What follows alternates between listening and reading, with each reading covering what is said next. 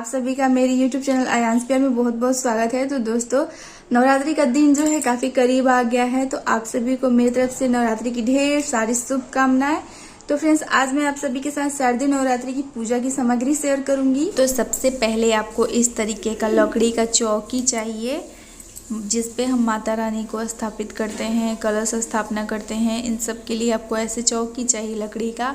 छोटा बड़ा आप इस तरीके का ले सकते हैं, चाहे तो आप देखिए इस तरीके का टेबल भी ले सकते हैं, जिस पे आप सारा कुछ आराम से कर लेंगे। तो आप ले लीजिएगा, इस तरीके से आपको चाहिए। उसके बाद आपको चाहिए लाल कपड़ा। आप प्लेन कॉटन का भी लाल कपड़ा आता है, या तो फिर आपको इस तरीके का चुनरी मिलता है तो आप चुनरी भी डाल सकते हैं। चौकी पे बिछाने के लिए चाहिए आपको, या फिर ब्लाउज पीस भी ऐसा लाल रंग का आपके पास है तो आप उसका इस्तेमाल कर लीजिएगा। उसके बाद आपको चाहिए देवी माँ की मूर्ति, मतलब दुर्गा माँ की मूर्ति चाहिए आपको, या तो फिर आप इस तरीके का फ़ोटो फ्रेम भी ले सकती हैं। फ़ोटो फ्रेम को बाद में आप अपने मंदिर में रख सकती हैं, पूजा पाठ कर सकती हैं। तो आप इस तरीके का पहले से आपके पास है तो आप वही ले लीजिएगा। उसके बाद कलश स्थापना के लिए हमें चाहिए इस तरीके का, आपके पास तांबे का लोटा है तो आप उसका भी इस्तेमाल कर सकते हैं, वरना आप पीतल के लोटे का भी इस्तेमाल कर सकते हैं, या तो फिर आप मिट्टी का कलश आता है, आप कलश का भी इस्तेमाल कर सकते हैं। तो आपके पास इन तीनों में से जो कुछ भी है आप वो ले लीजिएगा। और देखिए यहाँ पे मैं अब कलश में क्या क्या आपको ऐड करना है मैं बता रही हूँ। तो सबसे पहले कलश में आपको जल ले लेना है। उसके बाद देखिए कलश के ऊपर रोली से स्वास्तिक ज़रूर बना लीजिएगा, और कलावा जो है कलश के गले में ज़रूर बांध दीजिएगा। और गंगा जल, कलश वाले जल में आप गंगा जल थोड़ा सा ज़रूर मिक्स कर दीजिएगा। तो अब मैं आपको एक एक करके दिखाती हूँ कि कलश में हम क्या क्या देखिए डालते हैं। रोली चाहिए आपको, एक सुपारी चाहिए, थोड़ा सा हल्दी चाहिए आपको, या तो फिर अगर हल्दी का गांठ है तो आप एक हल्दी का गांठ ले लीजिए, सिक्का ले लीजिए, अक्षत ले लीजिए, थोड़ा सा फूल ले लीजिए, लौंग इलायची भी, पान का पत्ता भी आप डाल सकते हैं, नहीं भी है तो इतना भी आप डाल के कलश स्थापना कर सकते। उसके बाद आपको चाहिए आम के पत्ते इस तरीके से, और इसका जो डंठल है थोड़ा आप लंबा रखिएगा क्योंकि इसको 9 दिनों तक रखना होता है। तो इस तरीके से 5-7 पत्ते वाला आप ले लीजिए और कलश के अंदर आप डाल दीजिए पंचपल्लव। उसके बाद आपको चाहिए सफ़ेद चावल, जिससे हम अष्टदल कमल बनाएंगे, और एक हम इस तरीके से कलश के ऊपर रखेंगे। तो चावल आपको थोड़ा ज़्यादा मात्रा में लेना है ताकि इसका जो है बहुत जगह इस्तेमाल होगा। तो इस तरीके से आपको देखिए कलश तैयार कर लेना है। उसके बाद आपको लेना है इस तरीके से जटा वाला नारियल, देख सकते हैं आप लोग, ऐसा नारियल आप लीजिएगा और उसको लाल कपड़े में ऐसे लपेट लीजिएगा। आपके पास ऐसा कपड़ा होगा तो ठीक है, वरना प्लेन लाल कपड़े में भी लपेट कर और रक्षा सूत्र से इसको 1-2 बार ऐसे लपेट के थोड़ा बांध दीजिएगा। और बांध के देखिए जो नारियल का मुँह है वो आपका या तो ऊपर की ओर होना चाहिए, या तो फिर आप जो पूजा कर रहे हैं तो आपके सामने होना चाहिए। तो इस तरीके से देखिए आपको कलश जो है रखना है। और आप कलश रखने से पहले जो है अष्टदल कमल ज़रूर नीचे बना लीजिएगा, मैंने यहाँ पे बना के नहीं बताया है। अब मैं आपको ज्वार जो लगाते हैं हम उसके लिए आपको मिट्टी चाहिए और एक बर्तन चाहिए। आप मिट्टी का भी बर्तन ले सकते हैं, या तो फिर आपके पास ऐसा कोई बर्तन है तो आप वो ले लीजिएगा। और आपको चाहिए जौ। तो जौ जो है इस मिट्टी में ऐसे छिड़क के और थोड़ा सा पानी का छिड़काव कर दीजिएगा, और उसके ऊपर देखिए बहुत जगह ऐसा भी लोग करते हैं कि कलश जो है ज्वार के बीचों बीच रखते हैं। ऐसे देखिए ज्वार उगा देंगे, चारों तरफ से रहता है और बीच में कलश रखा रहता है। तो आप अगर ऐसे रखना चाहते हो तो ऐसे भी रख सकते हैं। बाकी आप अलग से ज्वार लगाना चाहते हैं और कलश स्थापना मतलब अलग ये दोनों चीज़ें रखना चाहते हैं तो आप वैसे भी रख सकते हैं। तो इस तरीके से आप लोग ये सब कर लीजिएगा। और अब इसके बाद यहाँ पे मैं दिखा रही हूँ कि जो फ़ोटो फ्रेम या फिर माता की मूर्ति है उनके लिए आप एक लाल चुनरी ज़रूर लीजिएगा, क्योंकि हम उनका साज श्रृंगार भी करेंगे ना, तो उसके लिए चुनरी की ज़रूरत होगी उनको ओढ़ाने के लिए। उसी के साथ आप इस तरीके का माला ले लीजिएगा, या तो फिर अगर आप फ्रेश फूल का माला रोज़ रोज़ 9 दिनों तक बदलने के लिए रखना चाहते हैं तो आप फ्रेश फूल का भी माला रोज़ रोज़ आप बदल सकते हैं। उसके बाद आपको चाहिए गणपति बप्पा, यानी कि गणेश जी की छोटी सी मूर्ति है तो आप वो ले लीजिए, क्योंकि इन्हीं की पूजा की जाती है। या तो फिर अगर आपके पास मूर्ति नहीं है गणेश जी की आपके मंदिर में तो आप सुपारी ले लीजिएगा। सुपारी में कलावा लपेट के आप इनको गणपति बप्पा मान के, मतलब गणेश जी मान के इनकी पूजा कर लीजिएगा, क्योंकि सबसे पहले इन्हीं की पूजा होगी। तो उसके बाद आपको चाहिए, देखिए यहाँ पे मैंने घी और जो बत्ती होती है रुई की, वो ऐसे भिगो के रख देना है आपको, क्योंकि 9 दिनों तक पूजा करना है तो इसको रख लेना चाहिए। साथ ही में आपको घी चाहिए, क्योंकि इस दिन नवरात्र में अखंड ज्योति भी बहुत लोग लगाते हैं, तो घी आपको ज़्यादा चाहिए क्योंकि सुबह शाम पूजा भी करना होता है। उसी के साथ आपको चाहिए हवन की सामग्री। तो ऐसे आपको मार्केट में हवन की सामग्री की पैकेट जो है मिल जाएगी। सारा कुछ इसमें मिक्स रहता है, आपको सारा अलग से लेकर मिक्स नहीं करना पड़ेगा, तो इस तरीके से आप ले लीजिएगा।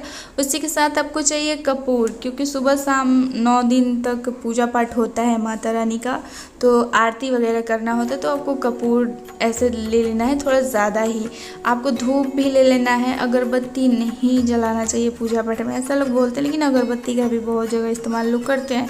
बाकी आप धूप भी रख सकते हैं, साथ में आप माचिस ले लीजिएगा। और देखिए इस तरीके से कलावा भी आप लेके रख लीजिएगा कि कलावा की भी आवश्यकता होती है।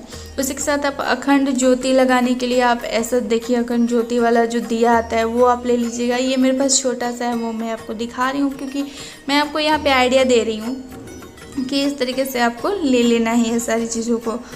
और जो इसकी बाती होती है, बाती देखिए आप इस तरीके से कलावा से भी बाती आप बना सकते हैं। कलावा को आप 5-6 बार लपेट के थोड़ा उसको मोटा कर लीजिए, और अपने हाथ का मतलब इतना दिखा रही हूँ जो मैं, आप देख सकते हैं इतना लंबा आप ले लीजिए। फिर इसको दोनों को मतलब 2-4 बार लपेट के और उसको इस तरीके से करके और मिला लीजिए इसको। देखिए मैं आपको इसको बना के दिखा नहीं रही हूँ, बस थोड़ा आपको आइडिया दे रही हूँ कि इस तरीके से आप लपेट लीजिए। और ये जो बाती है बहुत ही अच्छे से 9 दिनों तक चल जाता है, तो आप इस तरीके से अखंड ज्योति के लिए बाती बना लीजिएगा।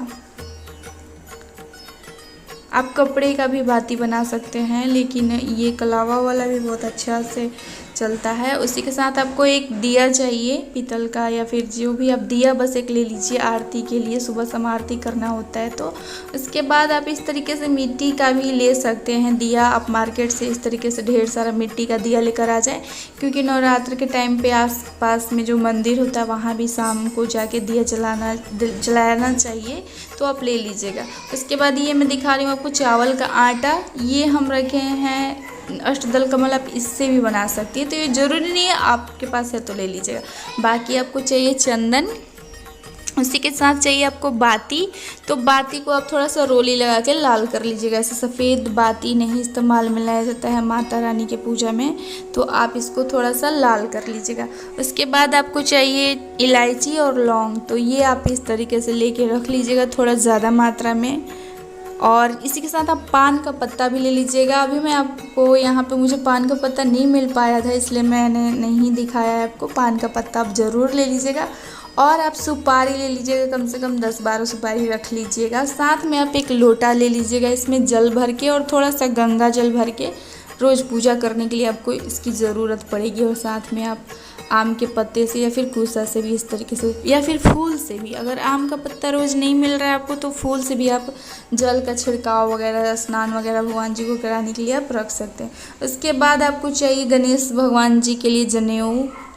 तो ये पहले दिन ही जो है भगवान जी को पहना दिया जाता है, तो आप जनेऊ भी ज़रूर रख लीजिएगा। जैसे हमने माता के लिए चुनरी और माला वगैरह रखा है, वैसे गणेश भगवान जी के लिए जनेऊ आपको रख लेना है।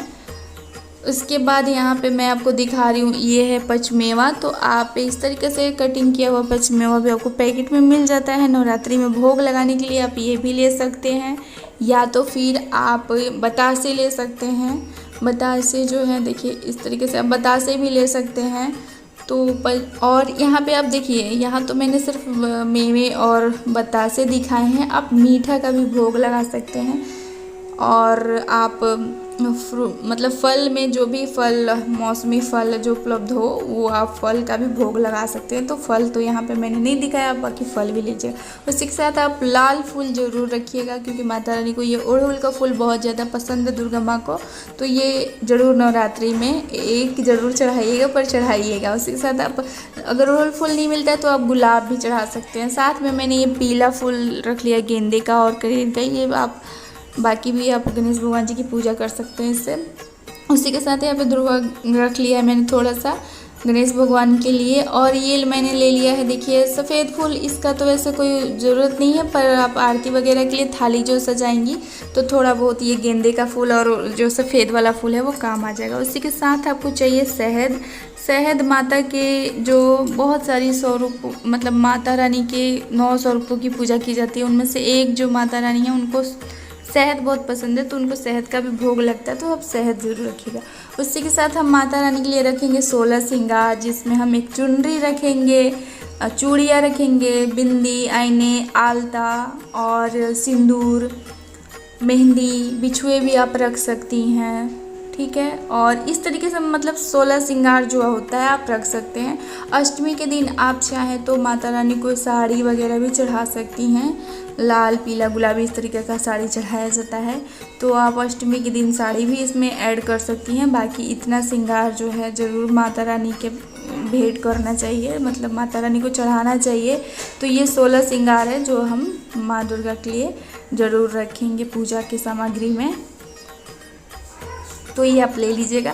ज़रूरी नहीं है कि इतना कुछ होना चाहिए, इसमें कुछ पैसे भी आप रख लीजिएगा, 11, 21 या 51 रुपये। उसके बाद देखिए यहाँ पे पीला मैंने सिंदूर लिया है, ठीक है। रोली और ये हल्दी मैंने ले लिया है, और बाकी तो यहाँ पे मैंने सब कुछ पहले दिखा दिया था आपको। बाकी आपको सिंदूर मैंने नहीं दिखाया था, तो सिंदूर मैंने ले लिया है। और ये पीला चावल अक्षत के लिए, सफ़ेद चावल का इस्तेमाल मत करिएगा, आप पीला चावल ले लीजिएगा अक्षत के लिए। सफ़ेद चावल देखिए सिर्फ अष्टदल कमल और कलश के ऊपर रखने के लिए मैंने लिया। अब मैं आपको दिखा रही हूँ नवग्रह की भी पूजा हम करते हैं नवरात्र में।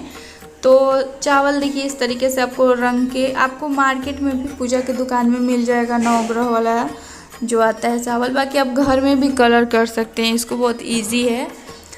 तो इस तरीके से आप नवग्रह के लिए, नवग्रह की पूजा के लिए चावल भी ले लीजिएगा रंग कर।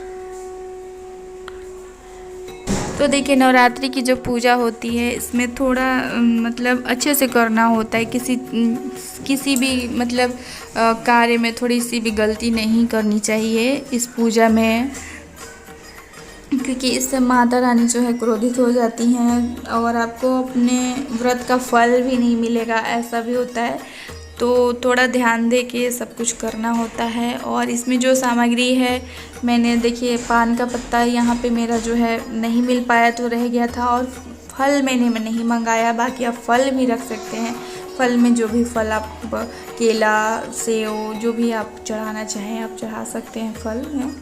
तो इस तरीके से देखिए अब इसमें मैं और कलर डाल दूँगी। 8 हो चुका है, एक सफ़ेद रंग रख लूँगी, मतलब सफ़ेद वाला चावल रख लूँगी, तो ये 9 रंग कुल बन के तैयार हो जाएगा। तो इस तरीके से हम चटखोट ऐसे चकोर बना लेते हैं, और वहाँ पे ये सारे चावलों को ढेरी, मतलब चावलों की ढेरी इस तरीके से 9 जगह रख देंगे और हम नवग्रह की पूजा करेंगे। और उसके बाद यहाँ पे देखिए ये दुर्गा चालीसा, देखिए आप जो फटा हुआ दुर्गा चालीसा अगर आपके पास होगा तो आप उसको नवरात्रि शुरू होने से पहले चेंज कर लीजिएगा। ये मेरे पास पहले का ही है तो मैं अभी दिखा रही हूँ, अभी हम लोग लेने वाले हैं, तो ये मेरे पास जो पहले का था वो मैं दिखा रही हूँ। तो वो ये ले लीजिएगा दुर्गा चालीसा, क्योंकि पाठ और आरती करना होता है। उसी के साथ देखिए नीम के पत्ते आपको मिलते हैं, तो माता के दरबार में इसको ज़रूर आप रखिएगा माँ के आसपास, और सजा भी सकती हैं आप नीम के पत्ते से उनका दरबार। माँ को बहुत ही प्रिय है नीम। तो इस तरीके से आप पूजा की सामग्री नवरात्र पूजा में लीजिएगा। और मेरी वीडियो आप सभी को कैसी लगी ज़रूर बताइएगा। अगर अच्छी लगी होगी तो वीडियो को लाइक और शेयर ज़रूर कर दीजिएगा। साथ में और पूजा से रिलेटेड वीडियो देखने के लिए मेरे चैनल पर एक बार ज़रूर जाकर देखिएगा, आपको बहुत सी ऐसी जानकारियाँ मिलेंगी वहाँ से।